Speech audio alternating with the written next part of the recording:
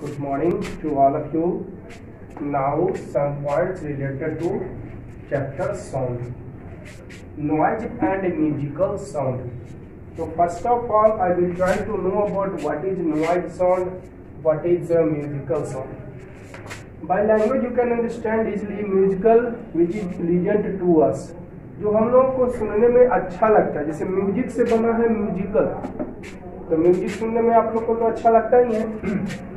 The sound भी चीज pleasant two years, है ना, जो कानों को अच्छा लगे. प्लीजेंट मतलब जो अच्छा लगे, वह साउंड जो कानों को सुनने में अच्छा लगता है उसको म्यूजिकल साउंड कहते हैं. जैसे कि आपका साउंड ऑफ बेबी, है ना, बच्चा बोलता है तो यहाँ पर लिख सकते हैं example, sound of crying baby. नहीं, क्राइंग बेबी तो हो जाएगा आपका नॉइज साउंड. बच्चा अगर चिल्ला रहा है तो नॉइज साउंड हो गया. साउंड ऑफ बेबी, है ना, साउंड ऑफ होम थिएटर, है ना. होम थिएटर का आवाज आप लोग को अच्छा लगता है ना कम साउंड में, तो ये सब हो गया म्यूजिकल साउंड. ठीक है, क्लियर.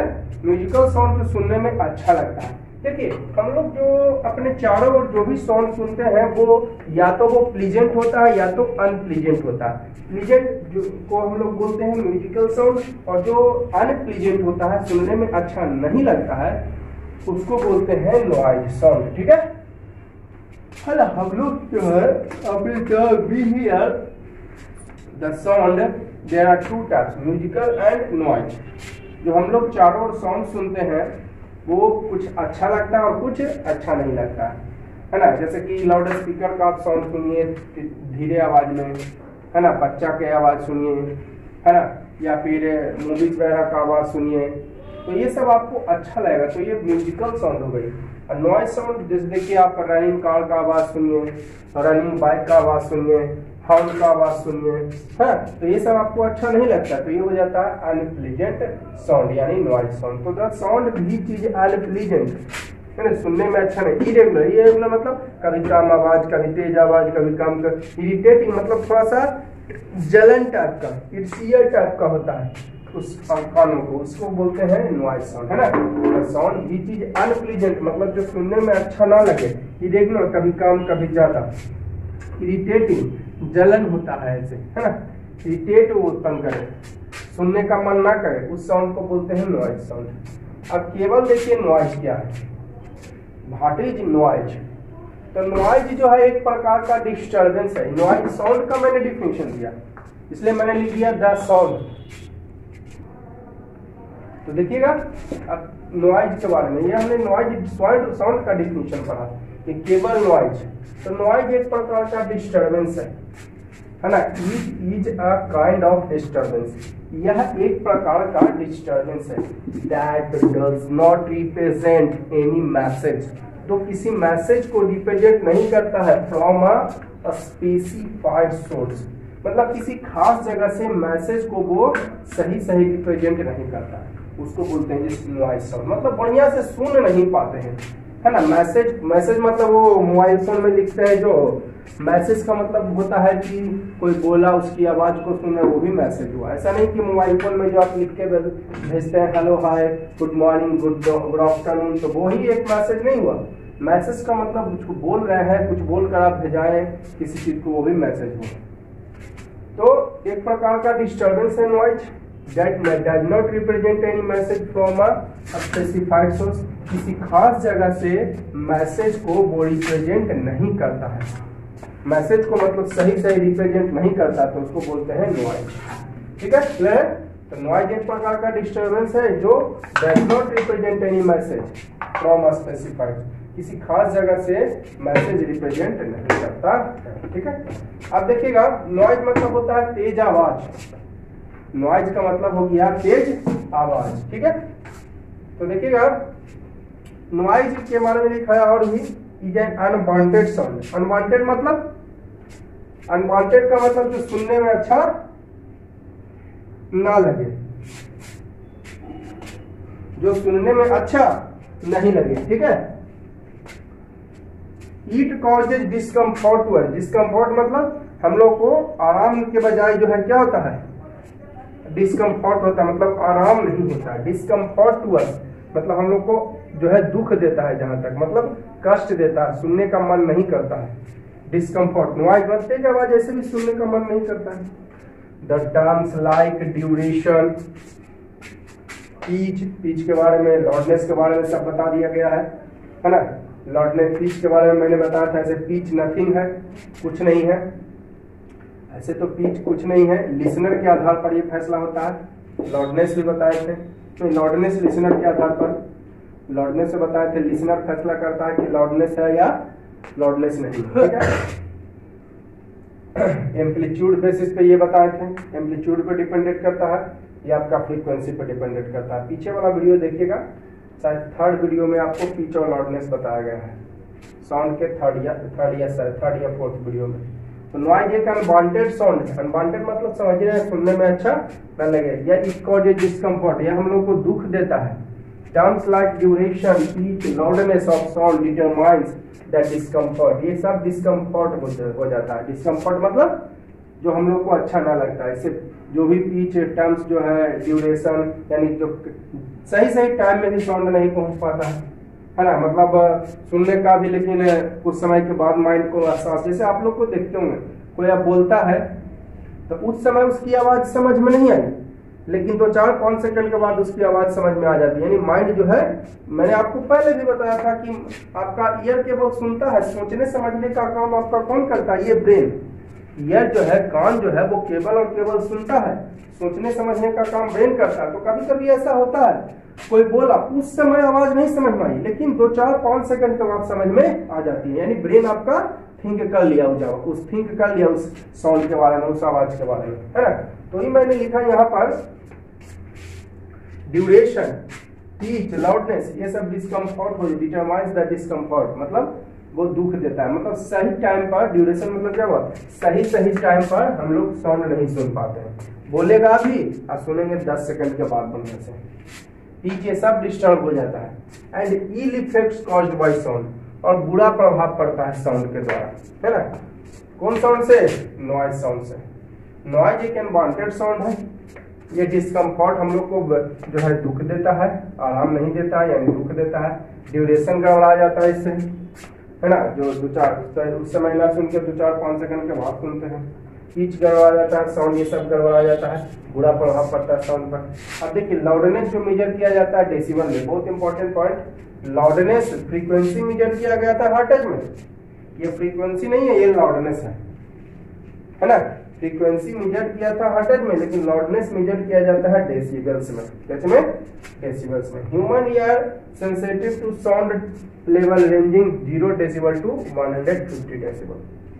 ह्यूमन जो है ईयर, मानव का जो है कान, वो जो है सेंसिटिव है कितना डेसिबल से कितना डेसिबल तक, 0 डेसिबल से 150 डेसिबल तक, है ना। ये लाउडनेस का मेजरमेंट हुआ। और हम लोग जो पढ़े थे हर्ट्ज, वो किसका मेजरमेंट, साउंड का, है ना, फ्रीक्वेंसी का। ये ह्यूमन ईयर लाउडनेस कितना से कितना तक, 0 डेसिबल से 150 डेसिबल तक सुन सकता है। Loudness, the loudness of sound beyond 20 to 80 decibel causes discomfort. 20 से 80 डेसिमल्स के बीच वाला साउंड जो है, बियॉन्ड है लिखा हुआ है, sorry, the loudness of sound beyond, मतलब इसके आगे वाला साउंड कॉजेज डिस्कम्फर्ट। क्या होता है, डिस्कम्फर्ट। कहने का मतलब 20 के पहले आपका जो सुन सकता है 0 से 150, लेकिन ये वाला इसके बियॉन्ड जो है, उससे डिस्कम्फर्ट हो सकता है, इरिटेशन हो सकता है, या अदर डिस्टर्बेंस हो सकता है। 20 से 80 डेसिबल बियॉन्ड, है ना। ह्यूमन ईयर जो है 0 to 150 डेसिबल तक सुन सकता है लाउडनेस को, लेकिन जो बियॉन्ड 20 to 80 डेसिबल होता है, उससे आपको डिस्कम्फर्ट हो सकता है, इरिटेशन हो सकता है, या अदर डिस्टर्बेंस हो सकता है, ठीक है। अब देखिए कुछ और पॉइंट लिखा है, ये देखिए पहले वाला पॉइंट, तो पहले थोड़ा सा छूट गया था ये पॉइंट। स्पीड ऑफ साउंड, मैंने बताया था speed of sound depends humidity, temperature, medium और wind velocity. Speed of sound जो निर्भर करता है आपका विंड वेलोसिटी पर, मीडियम पर, लाउड आपका टेम्परेचर पर, ह्यूमिडिटी पर यानी मॉइस्चर पर। लेकिन ये नहीं बताया था आपको speed of sound does not depend, है ना, डिपेंड करता है जो तो लिखा थे। और इसमें लिखा है क्या, speed of sound does not depend on loudness and frequency. Loudness और फ्रीक्वेंसी पर डिपेंड नहीं करता है। आप तेज से बोल रहे हैं, धीरे बोल रहे हैं, उससे मतलब नहीं है साउंड को। हाँ, तेजी में बोल रहे हैं तो ये हो सकता है कि आवाज क्लियरली सुनाई दे, धीरे बोल रहे हैं तो क्लियरली सुनाई नहीं दे। लेकिन इससे स्पीड ऑफ साउंड को फर्क नहीं पड़ता। ऐसा नहीं कि तेजी में बोलिएगा तो आवाज जल्दी पहुंचेगा, धीरे से बोलिएगा तो आवाज देरी से पहुंचेगा, ऐसी कोई बात नहीं है, ठीक है। Speed of sound does not depend on loudness and frequency, है ना। आप अगर सोच रहे हो कि लाउडनेस तेज आवाज में बोलते हैं तो आवाज क्लियर सुनाई देगा लेकिन जल्दी पहुंच जाएगा, ये नहीं होता है, ठीक है। या धीरे बोलते हैं तो आवाज देरी से पहुंचेगा, ऐसी कोई बात नहीं है। धीरे आप बोलते हैं तो आपको आवाज क्लियरली सुनाई नहीं देगी, तेज बोलते हैं तो आवाज क्लियरली सुनाई देगी, है ना। ऐसा नहीं कि जल्दी पहुंचेगा या देर से पहुंचेगा। तो स्पीड ऑफ साउंड को लाउडनेस और फ्रीक्वेंसी से मतलब नहीं है, इस पर डिपेंड नहीं करता लाउडनेस और फ्रीक्वेंसी पर स्पीड ऑफ साउंड। ध्यान दीजिएगा, ये बहुत इंपॉर्टेंट पॉइंट है ना। इसको हालांकि मुझे स्पीड ऑफ साउंड नहीं बता देना चाहिए, यहाँ पर बता दिया, कोई दिक्कत नहीं है। तो लाउडनेस से और फ्रीक्वेंसी से मतलब नहीं होता स्पीड ऑफ साउंड को। बार बार मैं बोल रहा हूँ, है ना। तेज आवाज बोलिएगा तो आवाज क्लियर सुनाई देगा, धीरे बोलिएगा तो क्लियर सुनाई नहीं देगा, ठीक है। लेकिन जल्दी पहुंचेगा, देरी से पहुंचेगा, इसका कोई ये नहीं है, ठीक है। तो स्पीड ऑफ साउंड लाउडनेस और फ्रीक्वेंसी पर डिपेंडेंट है। एग्जांपल्स नॉइज का बोलते हैं यार, ये सब क्या है। फॉलिंग ऑफ हेवियर ऑब्जेक्ट, भारी वस्तु का गिरना। स्लैमिंग ऑफ डोर, दरवाजा को तेजी से बंद करते हैं। Roaring of motor bike, motor bike का तेज आवाज, रोअरिंग का मतलब हॉर्न का आवाज, है ना। Running train, running aircraft, running aeroplane, ये सब का आवाज नॉइज साउंड है। ये सब नॉइज मतलब जो अच्छा ना लगे। देखिए, मैंने कुछ और पॉइंट्स आपको लिखाया है, तो ये सब पॉइंट्स आपको कुछ अंडरस्टैंडिंग नहीं है, बस एक बार देख लीजिएगा, आपको क्लियर हो जाएगी। कुछ समझाने वाला ये फैक्ट्स नहीं है, ये सब जो पॉइंट्स मैंने लिखा है उतना समझाने वाला नहीं है। देखिए, आप देखिएगा समझ में आ जाएगा। बस वही सब जो जानते हैं वही सब पॉइंट्स मैंने आपको लिख दिया है। कहता है actually noise corresponds to an irregular and non periodic vibration. कहता है वास्तव में नॉइज जो है, नॉइज समझ ही गए आप लोग, जो एक डिस्टर्बेंस है अनप्लीजेंट टू अस, जो हम लोग को सुनने में अच्छा नहीं लगता है, यानी तेज आवाज। नॉइज मीन्स तेज आवाज। तो एक्चुअली नॉइज जो है वो बताता है इरेगुलर। इरेगुलर मतलब कभी कम कभी ज्यादा, कभी कम कभी ज्यादा। जैसे देखते हैं आप लोगों को लाउड स्पीकर का आवाज कभी कम करता है, कभी ज्यादा करता है, कभी कम करता है, कभी, तो आप लोग को आवाज अच्छी नहीं लगती है ना। अगर आवाज कभी कम कभी ज्यादा करती हो तो अच्छा लगता है, नहीं लगता है, तो उसी को इरेगुलर बोलते हैं। तो वास्तव में नॉइज जो है वो बताता है इरेगुलर और non periodic vibration of ear drum, है ना। Non periodic vibration ear drum में भी, जैसे देखिए इरेगुलर साउंड होगा तो आपका ईयर ड्रम भी कभी कम कभी ज्यादा वाइब्रेट करेगा। देखिए हमारे ईयर ड्रम कहते हैं ना, कान के चदरा, तेज आवाज से कान के चदरा फट जाता है, ऐसा होता है ना। ईयर ड्रम भी जो है, जो कि आपको साउंड को कलेक्ट करता है, हमारा कान है ना, कान में एक ईयर ड्रम होता है जो कि साउंड को कलेक्ट करता है। तो नॉन पीरियोडिक वाइब्रेशन होता है ईयर ड्रम में भी, अगर आप नॉइज साउंड से by some irregular vibration of an object material. तो ऑब्जेक्ट मटेरियल में इरेगुलर वाइब्रेशन, तो ईयर ड्रम भी इरेगुलर वाइब्रेट करेगा।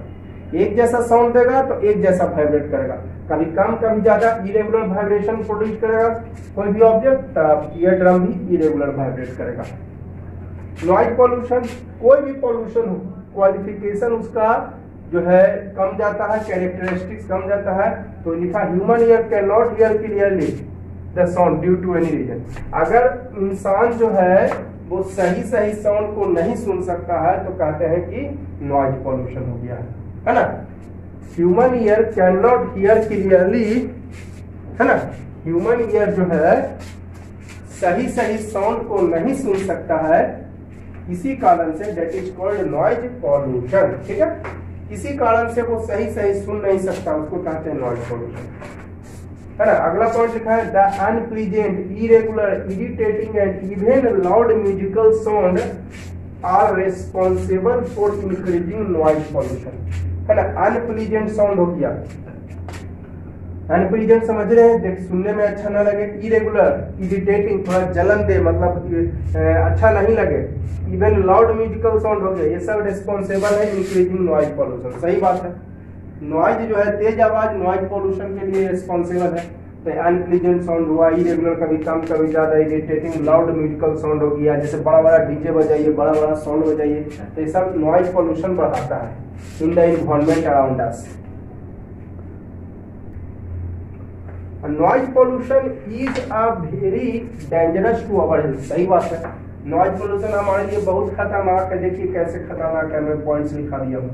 नॉइज पॉल्यूशन बहुत हमारे लिए खतरनाक है ना। आप लोग जो है ध्यान नहीं देते होंगे, तेज आवाज में सुनते होंगे, लाउड स्पीकर सुनते होंगे, लेकिन देखिए कितना खतरनाक है।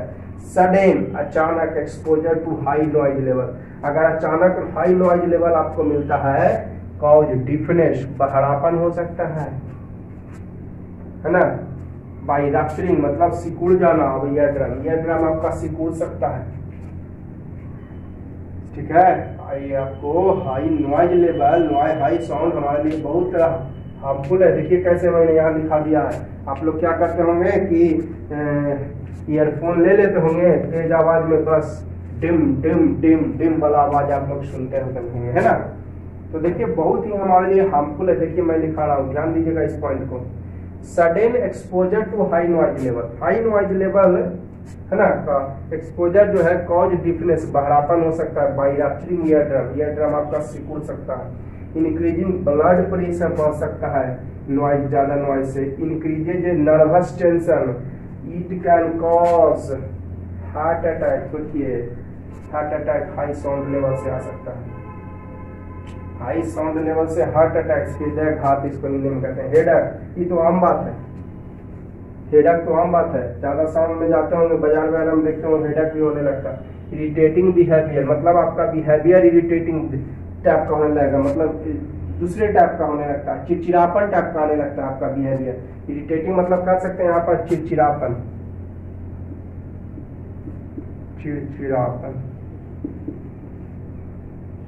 चिड़चिड़ापन टाइप का आपको अपने आप को बोलेगा तो आपको अपने आप जो है गुस्सा आने लगेगा उस पर, है ना। किसके कारण? नॉइज लेवल के, हाई नॉइज लेवल के कारण।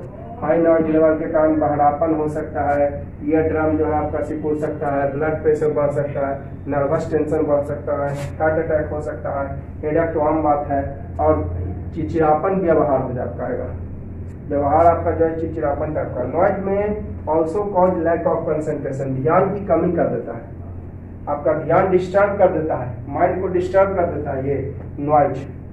अब थोड़ा म्यूजिकल साउंड के बारे में देख लेते हैं।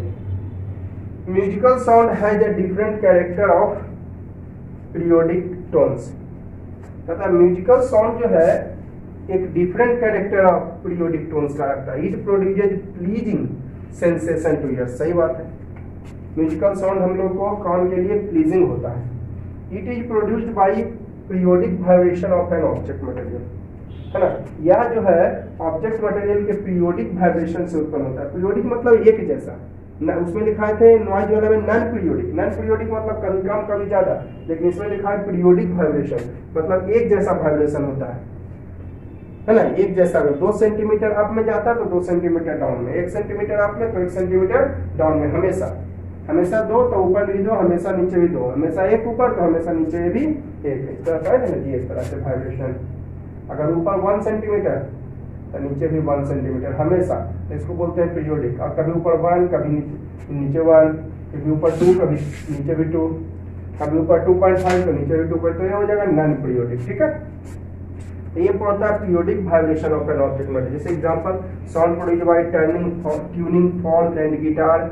ट्यूनिंग समझते हैं ना, ट्यून जो होता है आपको, जैसे सारंगी वगैरह में ट्यून होता है, गिटार वगैरह में, है ना, ठीक है।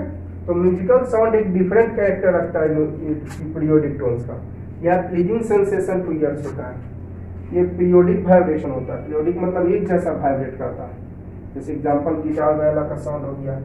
A string of guitar sitar vibrate regularly and produces है म्यूजिकल साउंड। हाँ, गिटार का आवाज आपको अच्छा लगता होगा, सितार का आवाज अच्छा लगता होगा, म्यूजिकल साउंड। जो साउंड अच्छा लगे म्यूजिकल है, जो अच्छा ना लगे noise. Regular and periodic vibration produce musical sound, मतलब रेगुलर एक जैसा वाइब्रेट करेगा, पीरियोडिक वाइब्रेशन होगा तो वो म्यूजिकल साउंड प्रोड्यूस करता है। ठीक है, अब एक लास्ट पॉइंट मैं आपको बताऊंगा कि कैसे आप नॉइज पॉल्यूशन कम कर सकते हैं। अब देखिए हम लोग पढ़ेंगे measure to minimise noise pollution.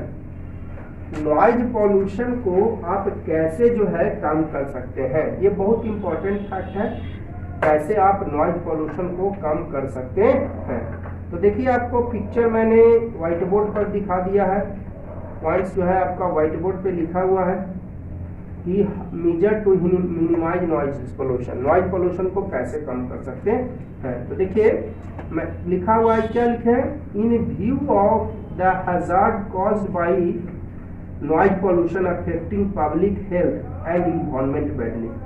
कहता है नॉइज पोल्यूशन के कारण हैजार्ड मीन्स नुकसान जो होता है वो पब्लिक हेल्थ और इन्वायरमेंट बैडली होता है। हैजार्ड मीन्स होता है ZARD नुकसान। नॉइज पॉल्यूशन के कारण जो है जो नुकसान होता है वो पब्लिक हेल्थ और इन्वायरमेंट बैडली होता है। सही बात है। It is extremely needed to minimize increasing noise pollution. यह बहुत जरूरी है कि नॉइज पॉल्यूशन मिनिमाइज किया जाए, कम किया जाए। लेकिन आज के दौर में देखिए क्या लोग उतना सोचते हैं, केवल सबको साउंड चाहिए। अब शादी विवाह है तो डीजे चाहिए, तो कहाँ से होगा नॉइज पॉल्यूशन कम। तो ये सब चीजों पर आप लोग कंट्रोल कर सकते हैं, है ना। कंट्रोल करने का तरीका आपको लिखा हुआ है। तो extremely needed to minimise noise increasing noise pollution down to safe level. The following simple and necessary measure can a lot of minimize noise pollution. कहता है फॉलोइंग मतलब नीचे दिया गया necessary measure to can help a lot of minimize noise pollution. Noise pollution को बहुत हद तक कम कर सकता है। नीचे दिया गया जो सिंपल है, 8 वो मैंने फैक्ट लिखाया है, 8 फैक्ट लिखाया, वो 8 फैक्ट में से 8 फैक्ट जो है वो आपको नॉइज पॉल्यूशन कम करने में मदद करेगा, है ना। 8 को लिखा हुआ है ना। पहला लिखा है क्या, है ना, क्या लिखे हैं, following simple and necessary measure can help a lot of minimize noise pollution. जो नीचे दिया गया जो है वो नॉइज पॉल्यूशन को कम करने में मददगार है। देखिए first, noise level can B minimised effectively using sound absorbing material. Sound absorbing material आप यूज कीजिए, जैसे कान में रुआ डाल लीजिए, है ना। फैक्ट्री वगैरह में काम कर रहे हैं, मार्केट वगैरह में जा रहे हैं तो कान में रुआ डाल लीजिए। सच एज कॉटन कर्टेन, मैंने नहीं बताया, कॉटन का कपड़ा, है ना, curtain inside the home and घर के अंदर, ठीक है। तो नॉइज लेवल कम कर सकते हैं effectively using sound absorbing material, जैसे रुआ वगैरह यूज करके। प्लांटेशन, हाँ देखिए ये बहुत इंपॉर्टेंट है, प्लांटेशन। अब देखिएगा अगर आपको मार्केट वगैरह में पेड़ घना पेड़ रहेगा तो आप देखिएगा उतना ज्यादा आपको नॉइज साउंड नहीं आएगा, क्योंकि वो साउंड को वो खुद पेड़ पौधा कैप्चर कर लेगा। जहाँ जंगल वगैरह में देखते हैं उतना ज्यादा साउंड का आपको एहसास नहीं होगा। रीजन है कि आपका जो साउंड रिलीज हो रहा है उसमें साउंड प्रोड्यूस हो रहा है वो पेड़ पौधा जो है कैप्चर कर रहा है अपने आप में, ठीक है। तो plantation of trees along road side minimize noise pollution. Noise pollution जो है आपको कम कर सकता है प्लांटेशन करके, पेड़ पौधा लगा के।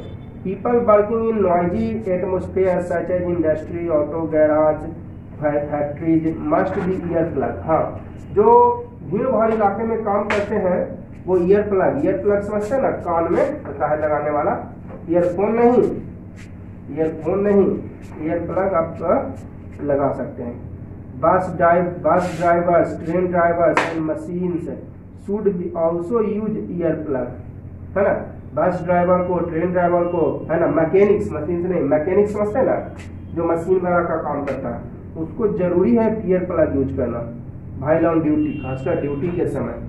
ईयर प्लग और made of cotton and reduce noise level effectively. Ear plug जो है कॉटन का बना होता है जो नॉइज लेवल को लो कर देता है, कम कर देता है। There should be ban on the use of heavy amplifier at public place. Public place पर हैवी एम्पलीफायर को बैन करना चाहिए, है ना, ठीक है। तो इससे नॉइज पोल्यूशन कम हो सकता है। Automobile should be fitted with effectively silencer. हाँ, देखते हैं आजकल बुलेट चला फट फट फट फट फट फट करता है, तो नॉइज पोल्यूशन बढ़ाता है, तो उस पे रोक होना चाहिए। गवर्नमेंट की तरफ से रोक है, लेकिन लोग अलग से लगाते हैं, गुल्ली होता है अलग से लगा लेते हैं, एक गुल्ली होता है जो कि अलग से लगा लेते हैं। गवर्नमेंट की तरफ से तो बैन है, बुलेट का आवाज देखते हैं ना कितना फट फट जो है करता है, तो गवर्नमेंट की तरफ से बैन है, लेकिन लोग लगा लेते हैं अलग से, है ना। तो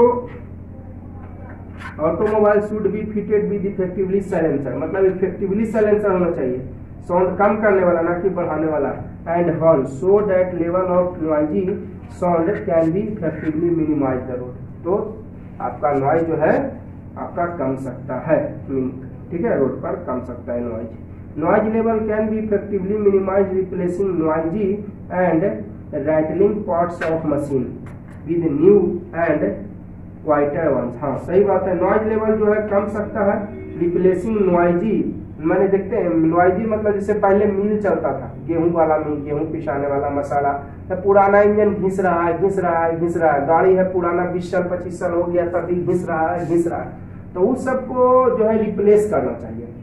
नॉइज पोल्यूशन कम करना है तो वो सब रिप्लेस होना चाहिए। पुराना गाड़ी है उसको हटा देना चाहिए, 20 साल 25 साल जो गाड़ी है उसको हटा देना चाहिए, कबाड़ी में बेच देना चाहिए, उसको दूसरे को भी नहीं बेचे, कबाड़ी के दुकान में उसको बेच देना चाहिए, क्योंकि वो नॉइज पोल्यूशन, मशीन जो है पुराना हो गया तो बहुत ज्यादा नॉइज पोल्यूशन प्रोड्यूस करेगा, ठीक है। तो noise level can be effectively minimize replacing noisy and rattling parts of machine, है ना। नॉइज पोल्यूशन कम किया जा सकता है रिप्लेस करके नॉइजी या rattling parts of machine with new quarter, नया पार्ट्स लगा के। Proper wiring and greasing of parts of machine also reduce noise level. हाँ वायरिंग, ग्रीस वगैरह लगाते रहिए व्हील्स वगैरह में, तो आपका नॉइज पोल्यूशन कम रहेगा, आवाज कम करेगा चक्का वगैरह। देखते हैं आप चक्का का साइकिल का ट्यूब, साइकिल का जो है चक्का वगैरह बनवाने जाते हैं तो देखते हैं ग्रीस लगा देता है वो, ताकि जो है घिसे नहीं, क्योंकि जितना ज्यादा घिसेगा उतना ज्यादा नॉइज प्रोड्यूस होगा। तो ये सब ग्रीस वगैरह लगाते रहिए, वायरिंग करते रहिए, आपका नॉइज पोल्यूशन कंट्रोल रहेगा। Residential colony should be establish for industrial area. हाँ रेसिडेंटल रहने वाला जो कॉलोनी है वो इंडस्ट्रियल एरिया से दूर होना चाहिए, है ना। बिजी हाईवेज, रेलवे ट्रैक ये सबसे दूर होना चाहिए रेसिडेंटल कॉलोनीज। लेकिन आजकल देखिए ना स्टेशन के नजदीक ही लोग जाके बसेंगे, बाईपास के नजदीक ही, बाईपास यहाँ बन रहे हो, चल बाईपास के बगल में जमीन खरीद लो। आज के डेट में देखिए जो भी ज्यादा जमीन का बिक्री कहाँ हो रहा है, रेलवे स्टेशन के नजदीक, बाईपास के नजदीक, है ना। आज के डेट में लोग वहीं जाना चाहते हैं जहां भीड़ भाड़ वाला इलाका हो, जबकि रेसिडेंटल कॉलोनी जो है स्टैब्लिश होना चाहिए industrial area, busy highways, railway track, है ना, एरोड्रोम, ये सबसे दूर होना चाहिए। लेकिन आज के डेट में देखिए बाईपास के नजदीक लोग जाके बसेंगे कि जो है कहीं गाड़ी मिल जाएगा, है ना, रेलवे ट्रैक के, रेलवे स्टेशन के नजदीक जाके बसेंगे कि ट्रेन समय समय पे मिल जाएगा, है ना। तो ये सब बातों पे हमें ध्यान देना चाहिए। हम लोग को जो रेसिडेंटल एरिया होना चाहिए, रहने का जगह होना चाहिए, वो रेलवे स्टेशन से, एरोप्लेन स्टेशन से, एरोप्लेन स्टैंड से, है ना, इंडस्ट्रियल एरिया से दूर होना चाहिए। There should be a strict rule and regulation against noise pollution. हाँ इन्फोर्स्ड बाय गवर्नमेंट, गवर्नमेंट के द्वारा जो है स्ट्रिक्ट और रेगुलेशन होना चाहिए नॉइज पोल्यूशन के द्वारा, के लिए स्ट्रिक्ट रूल होना चाहिए एकदम नॉइज पोल्यूशन को कम करने के लिए गवर्नमेंट के द्वारा, ठीक है। तो ये सब पॉइंट्स आप ये सब जो है फैक्ट यूज करके नॉइज पोल्यूशन को कम कर सकते हैं, ये सब फैक्ट्स यूज करके नॉइज पोल्यूशन को कम कर सकते हैं, ठीक है। तो इस वीडियो के लिए हम इतना ही रहने देते हैं, और वीडियो अच्छी लग रही हो तो आप जरूर लाइक कर दीजिएगा और दोस्तों को जरूर शेयर कीजिए, जितना ज्यादा से ज्यादा हो सके इसको आप वीडियो को शेयर करिए, और पूरे चैनल को ही शेयर कीजिए ताकि जो है पूरे चैनल के वीडियो का लाभ जो है आपके दोस्त ले सके। Okay, now that's all for today.